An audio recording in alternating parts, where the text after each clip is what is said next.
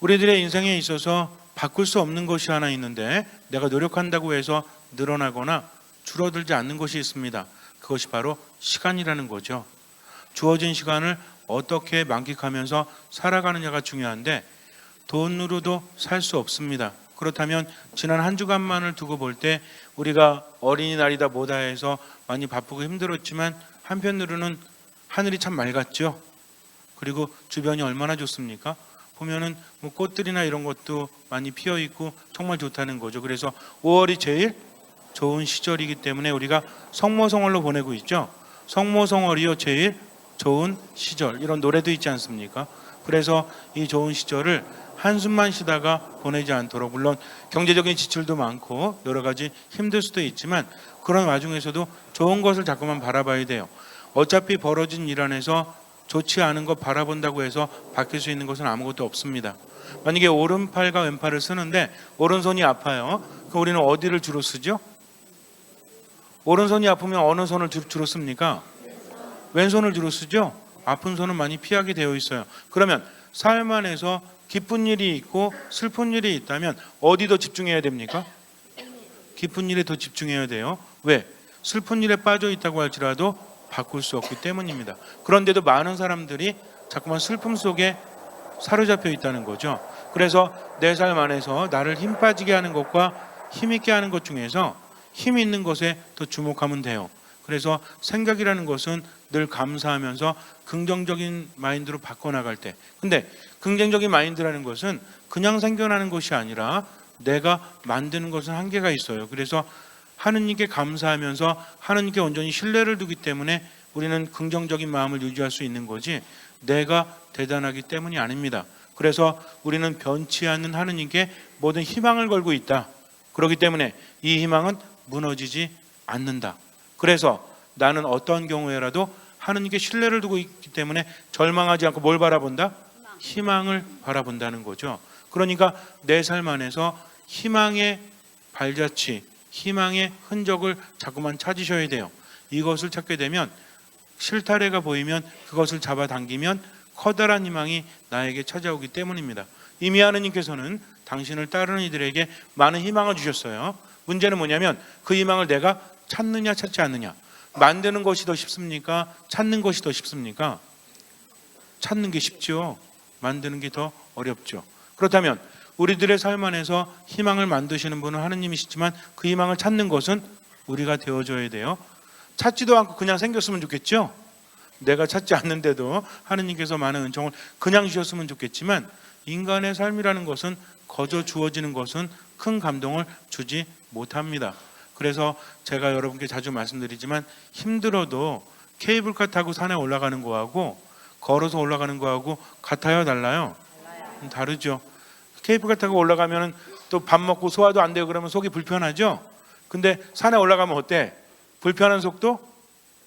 이미 올라가면 다 쭉 내려가서 그 아름다움을 만끽할 수 있지 않습니까?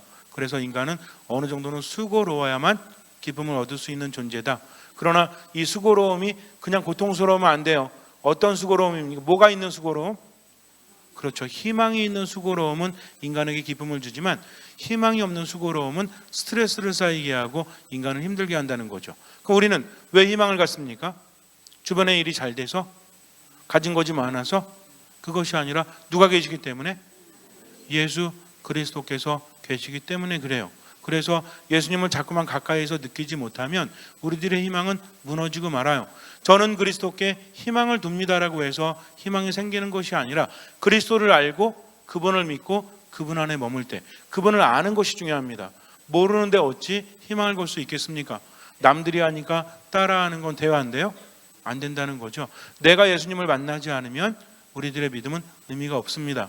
여러분들이 성당에 오실 때마다 하느님 내가 만나야 되겠다. 예수님 만나야 되겠다. 어디에서? 미사 안에서, 말씀 안에서, 기도 안에서 만나야 되겠다는 의지가 있을 때 하느님 만날 수 있어요. 근데 이런 의지가 없으면 성당에 몇십 년을 다녀도 하느님 만나지 못하고요. 만나지 못하면 그런 희망이 생겨나질 않습니다. 그러니까 여러분들 성당에 오실 때는 누구 만나러 온다? 예수님 만나러 온다. 구체적으로 예수님을 만나야 된다는 의지를 가지고 성당에 오시기 바랍니다. 기도할 때도 마찬가지예요. 그냥 묵주화를 돌린다고 기도가 되는 것이 아니라 묵주기도도 묵상하죠. 묵주기도는 성모님께 바쳐지는 기도라고 알고 있지만 묵주기도 내용을 보면 누구에게 바치는 겁니까? 하느님께 바치는 기도죠. 그리고 묵주기도는 우리가 환희의 신비부터 빛의 신비까지 뭘 묵상합니까? 예수님의 삶을 묵상하잖아요. 환희의 신비부터 빛의 신비까지 보니까 묵주기도가 성모님을 향한 기도라고 하는데 실제로 내용은 다 무엇입니까? 환희의 신비 일단 이러시면 아니 되옵니다. 우리가 묵주기도 어떤 분이 어떤 신자분이 정말 그랬어요. 신부님, 저는요 성경 읽는 건 좋아요. 미사하는 것도 좋습니다. 그런데 묵주기도는 마음에 걸린대요. 왜 그러냐고 했더니 하느님을 흠숭하는 기도가 아니라 묵주기도는 성모님께 하는 기도잖아요.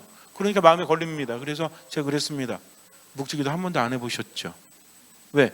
묵주기도의 내용을 안다면 결국 그런 말을 할 수 없기 때문이죠. 환희의 신비 일단은 무엇입니까? 마리아 예수님을 잉태하심을 묵상하는 거죠. 그래서 성모님께서 어떻게 예수님 받아들이셨고 어디 안에 있습니까? 성경 안에 있다는 거죠. 그래서 환희의 신비부터 시작이 되면 고통의 신비도 누구의 고통이야? 성모님의 고통이기도 하지만 예수님의 고통이죠. 그래서 예수님께서 우리를 위해서 고난당하시고 십자가에서 돌아가시기까지를 묵상하지 않습니까? 영광의 신비는 누구에게 영광? 예수님께 영광이죠. 그분의 부활로 이어지기 때문에 빛의 신비도 마찬가지잖아요.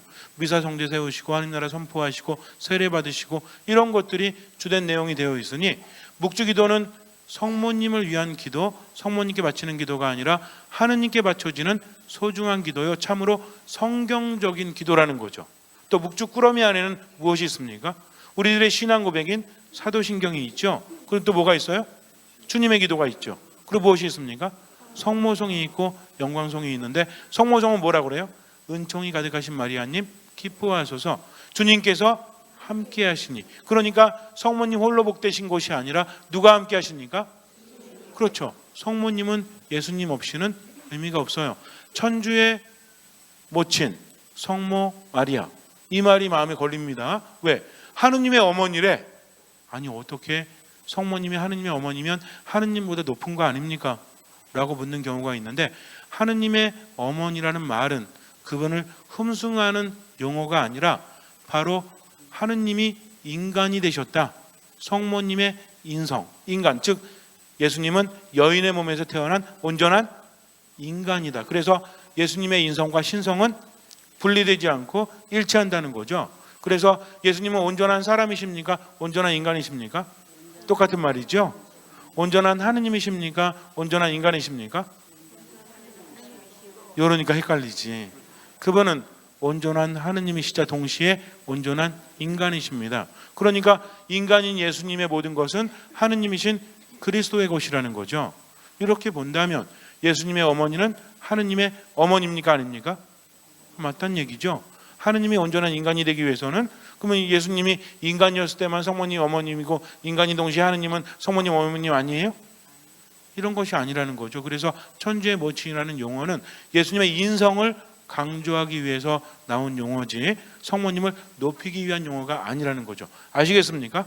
그렇다면 하느님께서 인간을 내버려 두지 않으신다. 아무리 힘들고 괴로워도 하느님을 바라보는 사람은 뭘 발견한다? 희망을 발견한다는 거죠. 이미 그분께서는 내 삶의 기적을 만들어 놓으셨고 나에게 뭘 주셨어요? 스위치를 주셨어요.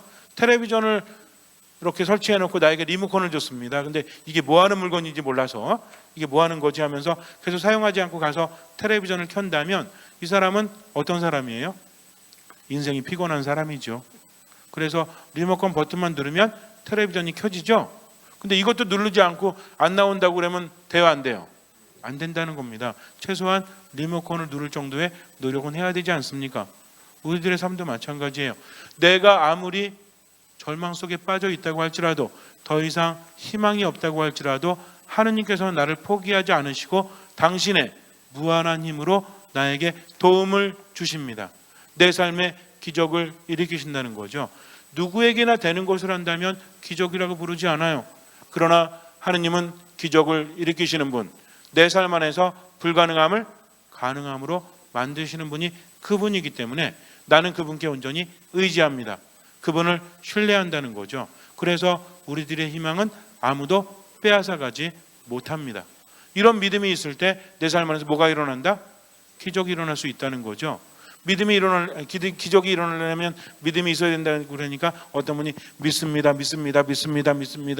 그래요. 그럼 기적이 일어날까요? 모르죠. 알 수가 없죠. 하지만 믿음은 이런 게 믿음이 아니에요. 그런 게 믿음이라면 습니까? 그러나 진짜 믿음이라는 것은 온전히 신뢰한다. 신뢰하기 때문에 그분의 말씀을 듣습니까? 안 듣습니까? 말씀을 듣지 않으면 신뢰하지 않는 거죠. 온전히 신뢰하기 때문에 그분의 말씀을 듣고 내 삶 안에서 실천해 나가는 것이 믿음이라는 거죠. 그래서 믿음에는 뭐가 따른다? 뭐가 없는 믿음은 죽은 믿음이다. 행동이 따르지 않는 믿음, 실천이 따르지 않는 믿음은 죽은 믿음이다. 만약에 내가 뭔가를 바란다고 해서 계속 주님 이거 좀 주세요, 이거 좀 주세요, 저는 믿습니다라고 반복만 한다면 여기는 실천이 있습니까? 없습니까? 실천이 있을 수가 없죠. 그러나 행동이 따르는 믿음이라는 것은 내용이 다르다는 얘기예요. 그래서 우리가 알아야 될 것은 어떻게 하면 하느님께 말씀드려서 얻어낼 수 있는가가 아니라 어떻게 하면 이미 알고 계신 하느님께서 우리에게 이미 주고 계시는 은총을 내가 받을 수 있느냐가 가장 중요합니다. 그래서 기도하면서 하느님이 변하시는 것이 아니라 누가 변해요? 내가 변화되는 거죠. 말씀 묵상하면서 내 안에 믿음이 자라납니다. 그러면 완전히 다른 사람이 된다는 거죠. 우리 분명히 알아야 돼요. 믿음과 함께 연관이 있는 것들이 많이 있는데 믿음과 희망은 떼어놓을 수 없습니다. 희망이 있는 사람은 바로 믿음 안에 머물고 있기 때문이죠. 물론 세상에서도 하느님을 알지 못해도 희망을 가지고는 살아요. 근데 문제는 뭐냐면 너무 힘들면 이 희망이 무너진다는 거죠. 그렇지 않습니까? 만약에 사지를 움직일 수 없다면 그래도 희망을 가질 수 있을까요? 이것은 쉽지 않아요. 그래서 하느님께는 불가능이 없는 기적이 있다는 것과 그분께서는 우리를 사랑하신다는 것 두 가지는 우리에게 무한한 희망을 준다는 거죠. 비록 내가 죽을지라도 그분은 나를 살리시는 분. 그러니 두려워할 필요가 있습니까? 없습니까? 여러분들 생각해 보세요. 하느님은 정말 대단한 분이시죠? 그분께는 불가능함이 없어요. 게다가 우리를 너무나 사랑하십니다. 나를 너무나 사랑하신다는 거죠. 그 누구보다도 나를 사랑하신다. 근데 이 가치를 우리는 깨닫지 못해요. 그래서 이것을 알아야 되는데 여러분들 정말 세상에 그 어떤 사람이 나를 사랑하는 것보다 하느님이 나를 사랑하신다고 믿고 계십니까? 우리들의 사랑은 상대적이고 우리들의 사랑은 대부분 조건적이죠? 아니에요? 정말 사랑하는 사람도 나를 떠날 수 있어요? 없어요? 떠날 수 있죠. 그럼 나는 정말 사랑하는 사람을 떠날 수 있어요? 없어요? 대답하기 곤란하죠? 지치고 힘들면 떠날 수밖에 없습니다. 저는 옛날에 그랬어요. 옛날에 고등학교 때 또 신학생 시절만 해도 그런 거 있잖아요. 사랑하기에 떠나신다는 그 말 나는 이해할 수 없어라는 노래 있었죠. 옛날에. 저도 이해할 수 없었어요. 여러분들 이해하십니까? 사랑하기에 떠난다는 그 말 나는 사랑하기에 떠나신다. 이거 모르세요? 하긴 성가만 부르시니까 모르시는구나. 그러면 그 말을 이해합니까? 못합니까? 사랑하기에 떠난다는 것도 때로는 가능하구나. 왜? 사랑한다고 착각은 하고 있는데 그 사람이랑 만나기만 하면 문제가 생겨. 저 사람은 사랑하는데 만나면 티격태격대고 만나면 이해하지 못하고 이러면은 서로 사랑하기 때문에 놓아주는 것도 필요하다라고 느낍니까? 느끼지 않습니까? 느낀다는 거죠. 어쩔 수 없어요. 아무리 잘생기고 아무리 멋져도 송중기 같은 남자가 있어도요, 아무리 송혜교 같은 여자가 있어도 함께 있다가 너무나 못 살게 굴면 떠날 수밖에 없어요. 사랑하기 때문에 떠나주는 것도 때로는 가능하지 않습니까? 그러나 하느님은 우리를 떠나지 않으세요. 우리는요, 사랑하면서도 불안해요. 왜? 버림받을까 봐. 이 사람이 나를 떠나갈까 봐. 의식하지 못해도 있습니다. 어떤 분이 저는 없어요. 웃기지 마세요. 다 있습니다. 내가 그러니까 눈치를 볼 수밖에 없고 점점 그러니까 어때요? 누가 그리워? 맨날 누구 그립대? 몰래도 받아주는 사람은 한 사람뿐이 없죠? 누가 그래요? 엄마. 아빠도 그렇긴 한데 아빠는 좀 그래도 좀 엄한 구석이 있지 않습니까? 그러니까 누가 보고 싶대? 근데 엄마가 왜 보고 싶은 거야? 나를 정말 받아줄 수 있는 사람은 엄마뿐이 없다라고 생각을 하기 때문이죠. 근데 그런 엄마도 나를 안 받아줄 수 있어도 누구만큼은 받아주십니까?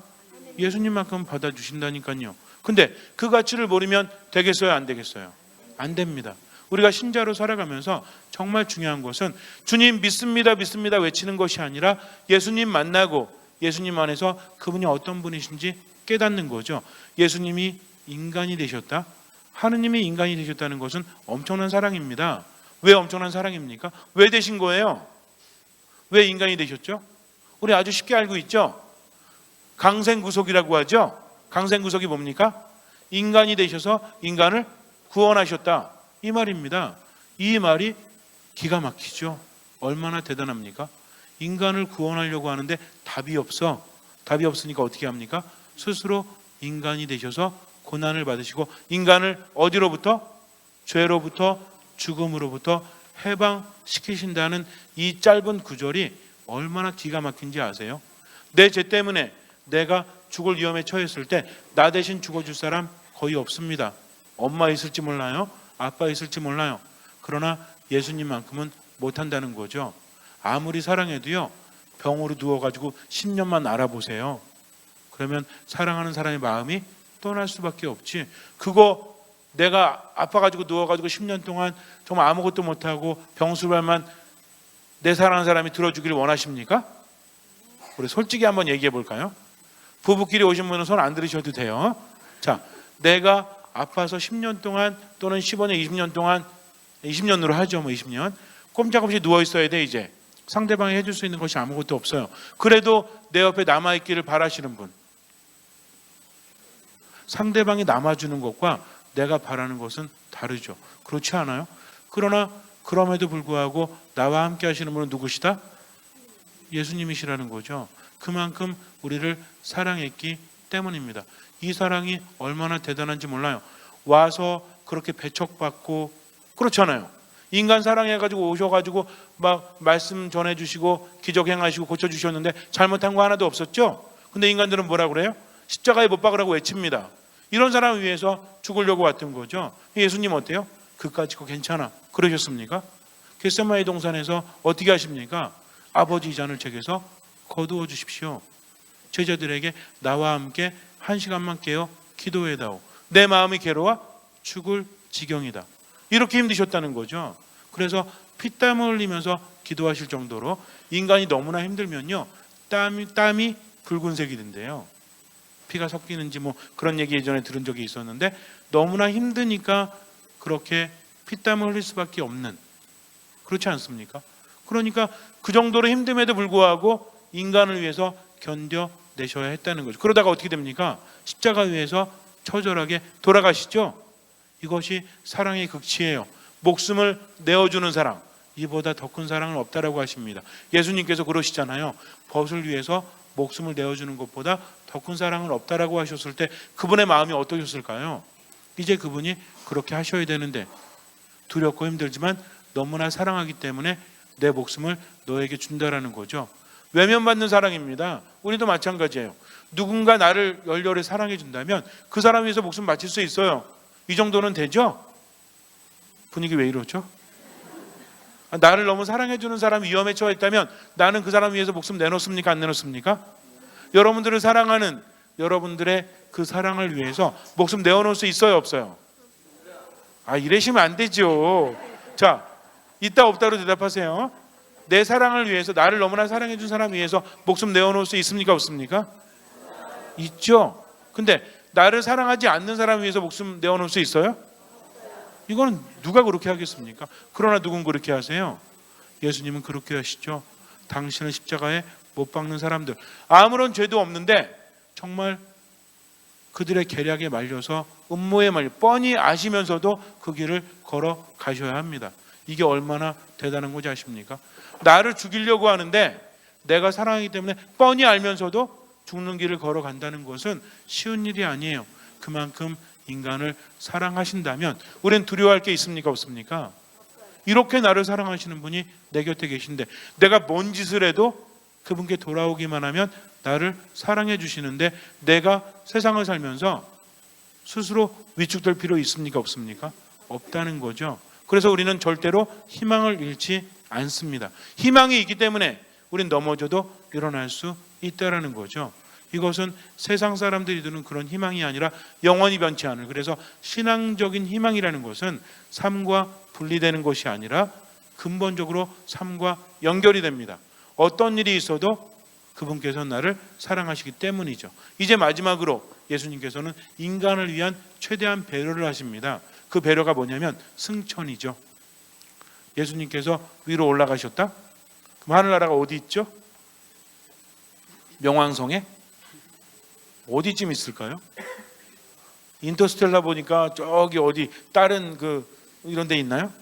그럼 예수님께서 왜 위로 올라가셨죠?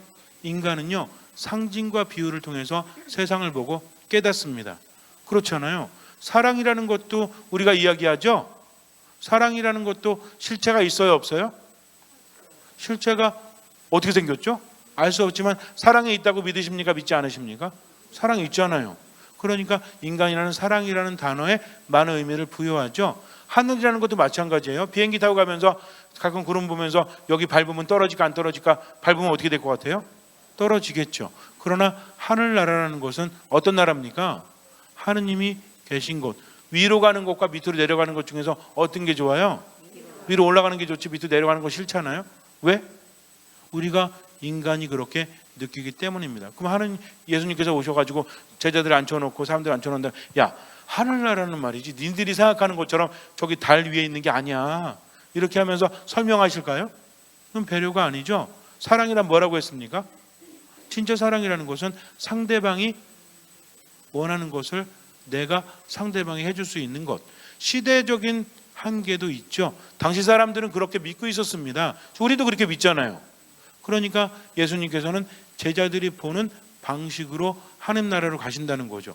그분이 뭐 위로 가시든 옆으로 수평 이동을 하시든 이게 무슨 상관이 있습니까? 중요한 건 제자들에게 뭘 줘야 되겠다? 희망을 줘야 되겠다. 그래서 너희들이 힘들 때마다 뭘 봐라? 하늘을 보라는 거죠. 왜? 내가 올라가고 너희도 함께 하기 때문에. 예수님은 세상에 오심으로 인해서 우리들의 무엇이 되셨습니까? 그랬더니 예전에 어떤 할아버지께서 대가리, 깜짝 놀랐어요. 왜 그러니까 그리스도 우리의 머리가 되셨죠. 교회의 머리가 되시고 우리들은 그분의 지체가 됐잖아요. 그러니까 이분이 그거를 예전에 교리 시간에 배웠는데 생각이 안 나니까 이렇게다가 대답은 해야 되겠고, 그러니까 뭐라고 대답했어? 대가리라고 대답해가지고 깜짝 놀랐어요. 예수님은 우리의 머리가 되시고 우리의 지체가 됐죠. 그럼 그분이 머리가 되셨다는 것은 얼마나 큰 사랑이에요. 난 니네 편하겠다는 얘기죠. 그러니까 나를 따르라 이거예요. 내가 가는 곳에 너희도 올 수 있다는 거죠. 예수님께서 이제 죽음을 이기시고 승천하시면서 어디 가셨죠? 하늘나라, 하느님 나라로 가셨습니다. 가만히 생각해 보니까 아주 중요한 게 있어요. 인간이 왜 힘들어졌다고 했죠? 원래는 힘들지 않은 존재인데 뭐를 지음으로? 죄를 지음으로 어디서 쫓겨났죠? 하느님 나라에서. 에덴 동산이 하느님 나라죠. 그분과 함께하는 나라. 여기서 쫓겨나면서부터 인간은 어떤 존재가 됐죠? 죽어야만 되는 존재. 그러다 보니까 죽음이 혼자 왔어. 고통을 몰고 왔죠. 슬픔을 몰고 왔죠. 즉 결핍을 몰고 왔습니다. 그래서 인간은 하느님 안에서 누리던 복락을 다 잃어버리고 이제는 아파야만 되는 존재, 이제는 슬퍼야만 되는 존재, 죽어야만 되는 존재가 되었다는 거죠. 뭐 때문에? 죄 때문에. 그러니까 인간의 위치가 떨어진 겁니까? 올라간 겁니까? 떨어졌죠. 근데 이제 누가 올리셨어요? 예수님께서 올리셨어요. 당신만 올라가신 것이 아니라 우리의 머리가 되신 그분이 올라가시면, 머리가 가면 모두 가는 거죠. 지체도 가. 여러분들 미사 끝나고 머리만 가세요. 집에 몸은 내려놓고. 말이 안 된다는 거죠. 이게 얼마나 대단한 건지 아십니까? 그분은 우리와 함께 하시고 우리와 처지가 똑같이 되셨고 우리가 머리가 돼서 우리를 구원하셨다는 거죠. 그러면서도 끝까지 우리에게 힘을 주십니다. 힘들 때마다 내가 세상 끝날까지 너희와 함께 하겠다 하면서 어디를 보란 얘기예요? 하늘을 보란 얘기죠. 참 희한하게도 우리가 가슴을 딱 펴야 되는데 위축되면 가슴이 이렇게 오그라들죠. 그때 하늘을 보면 어때? 가슴 펴라 가슴 펴라 그러니까 잘 안 되는데 하늘 보고, 하늘 봐보세요. 가슴을 펴보세요. 쉽습니까? 어렵습니까? 더 쉽죠. 하늘을 본다는 것은 얼마나 대단한 건데요. 요즘에 5월 하늘 이렇게 보시면요, 얼마나 기분이 좋은지 몰라요. 정말 맑습니다. 그리고 기분이 좋아지죠. 하늘을 보면 참 좋아요. 그러나 우리는 그냥 하늘만 보는 것이 아니라 하늘에 계신 아버지, 하늘에 계신 예수님을 바라보면서 우리는 무엇을 느낍니까? 희망을 느낀다는 거죠. 그래서 힘들 때마다 하늘을 보면 해결이 되는데, 힘드니까 하늘 보고 땅 보고 이것이 아니라 하늘 보면서 누구 생각하고? 예수님 생각하고, 그리스도 우리의 희망이시구나, 그분이 우리를 너무나 사랑하셨구나, 세상 끝날까지 나와 함께 하시고 절대로 나를 버리지 않으시는구나 하면서 힘을 내면 주님께서 함께 하시고 뭐가 일어납니까? 기적이 일어나죠. 이게 뭐예요? 그게 뭐예요? 이 기적을 일으키는 우리들의 믿음은 어디서 비롯되었죠? 이런 희망에서 비롯되어진 거죠. 아무리 힘들고 아무리 괴로워도 우리에게 무엇이 있기 때문에? 희망이 있기 때문에 결국 포기하지 않는다는 겁니다. 근데 이 희망은 두 가지가 결합되어서 생겨나죠. 예전에 제가 말씀드렸는데, 희망이라는 것은 무엇과 무엇이 결합되어 생겨나죠? 믿음과 무엇이? 어떤 애가 있는데 엄마 아빠가 늦게 들어오세요. 일 가셔가지고. 그러니까 애는 엄마를 기다리다가 잠이 들기도 하고, 동생이랑 같이 엄마 언제 오셔? 몰라, 엄마 언제 와? 이러면서 엄마 기다리다가 울고 막 이러죠. 그러니까 이제 엄마가 이제 묘안을 생각했어요. 뭐냐면 이제 엄마가 보통 한 8시쯤에 오시는데 좀 늦게 오시는 거야. 그럼 1시간 애들한테 굉장히 길잖아요. 애들은 엄마 8시에 오신다는 거 알아요, 몰라요? 알죠? 근데 엄마 아빠가 1시간 늦으면 얼마나, 여러분들 혹시 옛날에 집에서 엄마 아빠 기다려 본 적 있으세요? 기다려 본 적 있으십니까? 그러면은 엄마 아빠 늦게 들어오면 막 울고 막 그러죠? 근데 엄마 아빠가 미안하니까 1시간 늦게 들어올 때마다 통닭을 사오세요. 그리고 이제 2시간 늦을 때마다 통닭 플러스 피자를 사오세요. 3시간 늦으면 통닭 플러스 피자 플러스 용돈을 주셔. 그러니까 애들이 이걸 알게 됐죠. 그러니까 어때? 엄마 아빠 빨리 왔으면 좋겠는데 오늘은 왠지 8시인데 안 오셔서, 옛날 같으면 안 오시면 어때요? 왜 안 오시지 하면서 걱정하면서 울상이 되지만 8시 넘으면서 뭐가 생겨? 희망이 생기죠. 어떤 희망이? 오늘은 통닭을 먹을 수 있겠구나. 근데 9시 넘어가니까, 8시 넘어가 9시 넘어가니까 뭐가 생겨? 이제 1시간 넘었는데 여태 안 오셔서 이게 아니라 오늘은 통닭에 피자까지 먹을 수 있구나. 근데 2시간도 넘겼어. 그럼 뭐가 생겨? 오늘은 통닭에 피자에 용돈이 생겼으면 좋겠구나. 그러니까 엄마한테 뭐라고 그래? 아침에 엄마 오늘 몇 시에 와? 왜? 통닭 먹고 싶어서. 농담이긴 하지만 이게 뭡니까? 엄마 아빠 기다렸는데 오지 않는 시간이 때로는 슬펐고 때로는 아팠고 때로는 힘들었지만 이제는 뭐가 생겼죠? 희망이 생겼죠. 왜 희망이 생겼습니까? 우리 엄마 아빠니까 내가 뭐 할 수 있는 거죠? 기대할 수 있는 거죠.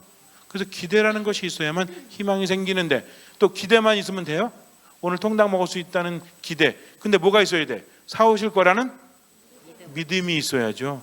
그래서 희망이라는 것은 뭐하고 뭐가? 기대와 믿음이 합쳐져서 희망으로 생겨나는 겁니다. 그러면 주님께는 우리가 기대할 수 있어요, 없어요?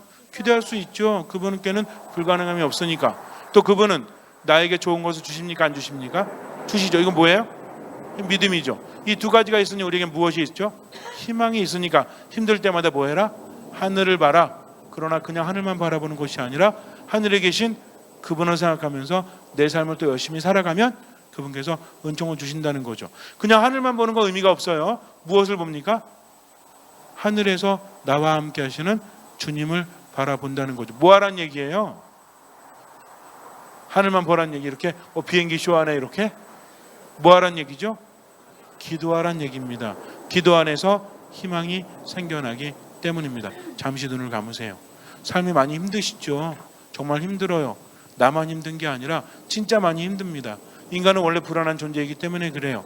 그러나 기도하십시오. 힘들 때는 모든 것을 멈추고 하늘을 바라보세요. 인간을 하늘을 바라보는 존재죠. 그래서 히라보로 안드로포스라고 합니다. 그러나 우리는 단순히 하늘만 바라보는 것이 아니라 나를 너무나 사랑하시는, 불가능함이 없으신, 나를 위해서 모든 것을 내어주신 주님께 희망을 두고 그분을 바라봅니다. 결코 절망 속에 빠져있지 마세요. 기도하십시오. 말씀 안에 머무십시오. 미사 안에서 주님께 은총을 청하십시오. 주님께서는 그 믿음을 보시고 우리 삶에 놀라운 기적을 일으켜 주실 것입니다. 아멘.